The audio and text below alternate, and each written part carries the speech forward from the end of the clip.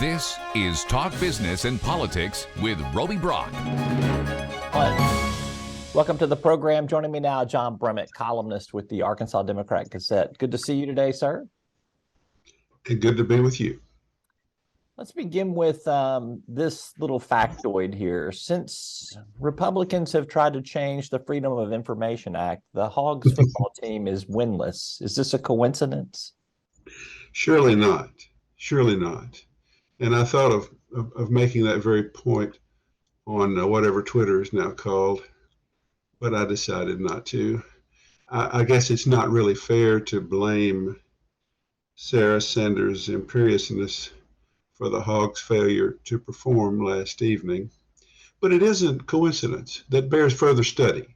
Don't you think? We need to look into a possible relationship there. Well, the next 4 weeks on the Hog football schedule is pretty brutal. We'll have to see what happens. So, yeah, things could get rather unpleasant around here, I'm afraid. All right. The Blue Hog special session, as it has been referred to by just about everybody, is over. Democrats were opposed to the changes to the Freedom of Information Act that was coming. Freedom of Information Act advocates obviously were opposed. But the thing that really turned the tide in the debate was Republican opposition and opposition from conservative groups that put pressure on Republican elected officials. Explain that dynamic of what was at work there. It's a glorious thing. It turns out that real conservatism, even the extreme version, the conservatism of Americans for Prosperity, a Koch-related group, Koch brothers-related group, Conduit for Action, a very active right-wing group based in Northwest Arkansas that's had influence in the Republican Party. It believes that one of their grounding principles is transparent government. They want smaller government, and what little government they want it to be fully open to the taxpayers and to the voting public.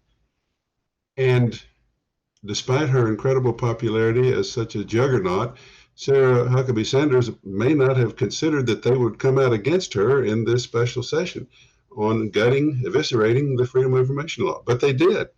And it turns out a lot of those Republican legislators, beholden to Sarah, also had pre-existing ties to and appreciation to those conservative groups for their help in getting elected before Sarah even came along. So it was a glorious thing. It was a conservative principle.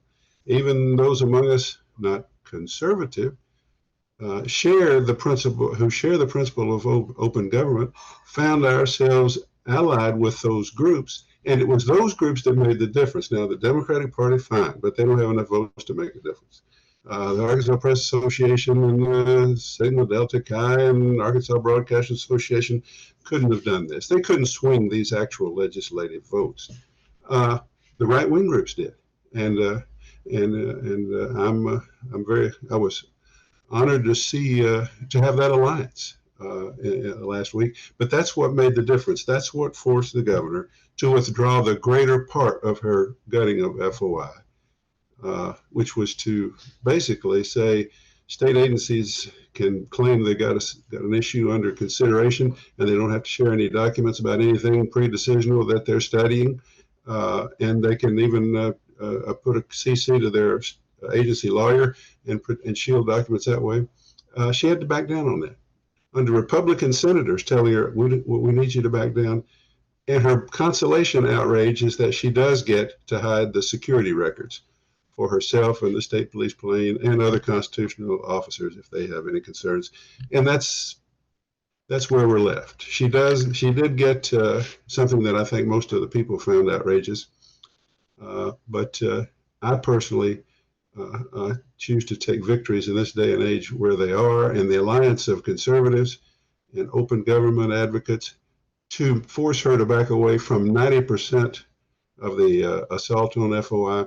I'm going to spike the ball on that one. This coalition that you mentioned is obviously galvanized by their success in blocking these changes. And it appears that there's going to be a push for a constitutional amendment to kind of enshrine Arkansas Sunshine Law into the state constitution. Do you support that? 125%. I do. I don't know if anything will come of it. I know the first idea was voiced by a former Republican state legislator, Nate Bell, who then became an independent and who has become more irascibly and admirably independent even since. And now David Couch, according to the Democrat Gazette, who's the expert in initiated acts like that in constitutional amendments, is promising to join him for basically taking the Freedom of Information Law, putting the Queen Sarah's new royalty exclusion back in it, and getting the signatures to refer it to the voters. Yes, yes, yes. That's a wonderful idea. The state constitution should be conceptual about freedom, about our personal rights and freedoms. Nothing better for the state constitution than freedom of information. So all good luck to them. Anything I can write would help them, either be for or against them. I'll be willing to do, because that would be a wonderful result of this play of arrogance by our governor last week, I think. Senator Bart Hester, who leads the state Senate, was a guest on my TV program this week. He talked about the fact that he thinks there will be another push for tax cuts in the next fiscal session. He also says, and the governor said this in her statement declaring victory on the changes that were made in FOI, that expect more work on the FOI Act. There will be some more changes coming. What do you think will be one of some of the topics that they will be pursued, and how do they do that in the context of what you've seen in this pushback? I believe that she thinks that the FOI in the modern age is burdensome on her ability to enact her bold conservative reforms, the greatest reforms in the country. I think that sounds arrogant, and I think it is arrogant, but I think she may actually believe that. And she thinks all of us with our phones and our social media and our ability to stay in touch and she thinks people like the Blue Hog are just up to mischief that gets in the way of her private ability through her state government to do her job and produce these great conservative reforms. And I think that's what this broad exceptions was all about. She had to back away from it.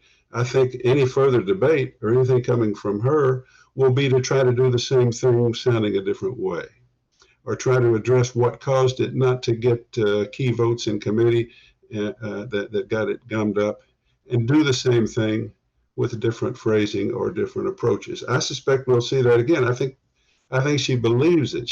I think she thinks that whatever she wants and whatever state agencies are working on at her direction, that's not the Blue Hog's business. It's not your business. It's not my business, as long as they announce at the end what they're doing. Wholly disagree. I think most of the people do. But I think that would be the essence of whatever she is talking about coming back with. I don't think it's just the governor. I think there are some Republican legislators too who want to see some changes to the Freedom of Information Act. And I think you've hit on a really good point there of they're going to try to do some of the same things we saw tried in this special session, but it will be phrased differently. It will have a different spin on it there. If you even looked at the first and second versions of the FOI bill, you saw the initial exemption that was going to be there for these state agencies to talk to one another. That came back in a second version of the bill, which is called something different. So yeah, basically the second version, they've just put some nice makeup on the first version, basically, and they said it's just this one thing, but then it was more than the one thing, and so that's what they want to do. And this idea that she never wanted that 90%, she just wanted people to worry about that, so that it was tactical on her part, that she could get what she really wanted, which was to be able to have as many state police as she wants, as secretly as she wants, flying her where she wants with her children or whoever else. But I know she wanted the whole thing. She still wants the whole thing. And she's still going to go for it. And you're right, there are legislators who agree that we just have too much, there's no reason for Arkansas to have one of the most aggressive FOI laws in the country when it gets in the way of planning our conservative reforms. And so, all the more reason then for Mr. Nate Bell and Mr. David Katz and the rest of the folks to get busy in putting this in the state constitution at the next election. All right, he's John Brummett. He is columnist with the Arkansas Democrat Gazette. Good to get your take. Thank you for being with us. Roby, it's always a pleasure. I'll see you next time. Bye-bye.